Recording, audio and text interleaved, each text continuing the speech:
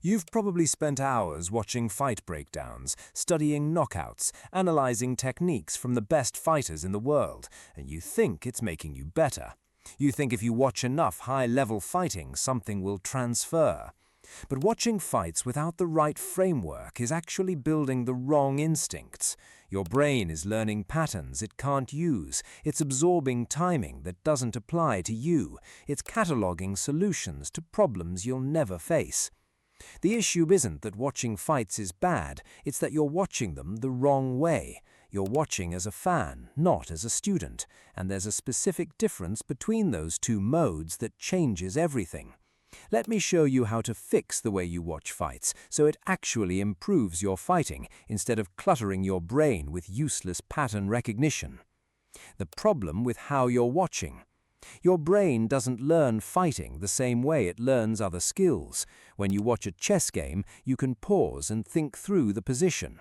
Fighting moves too fast for conscious processing. What you're actually doing when you watch a fight is training pattern recognition at a speed your body can't replicate. You're building a library of visual information that has no physical reference point.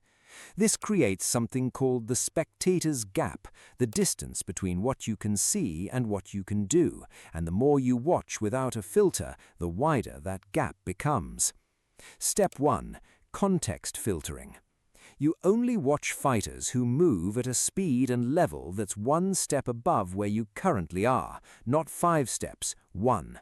If you're a beginner, watching high-level professionals is like trying to learn a language by watching poetry readings. You'll pick up rhythm and tone, but you won't understand the grammar. You need to watch fighters whose mistakes you can recognize, whose decisions make sense to you in real time. If you're watching someone and you can't predict what they're about to do at least 30% of the time, they're too far ahead of you. The learning happens in that predictive gap. When you guess wrong, you learn. When you can't even guess, you're just consuming entertainment. Step 2. Replay with intention. Every time you see something that surprises you in a fight, rewind it and watch it at half speed, not to admire it, to decode it. What did the person do in the 2 seconds before the technique that made it possible? What was their opponent doing that created the opening? Most people rewind to see the knockout again. You need to rewind to see the setup. The knockout is the result. The setup is the lesson.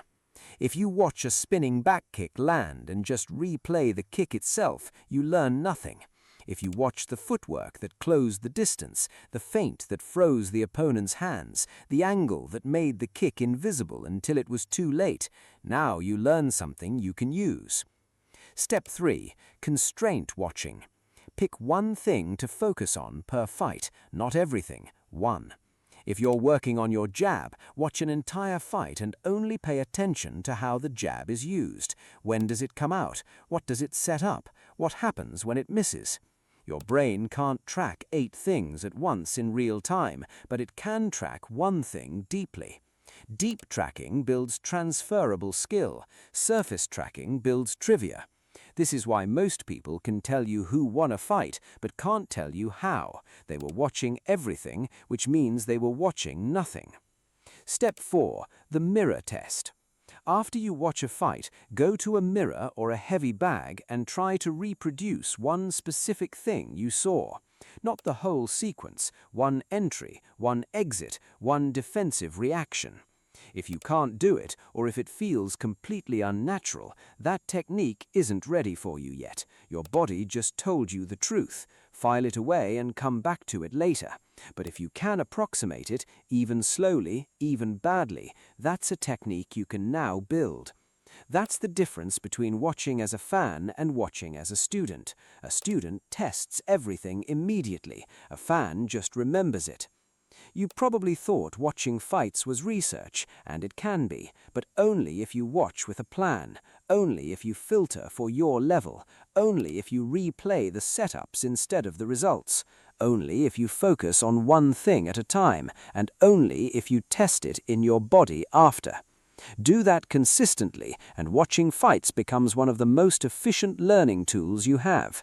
Skip any of those steps, and you're just building a highlight reel in your head that your body will never be able to access.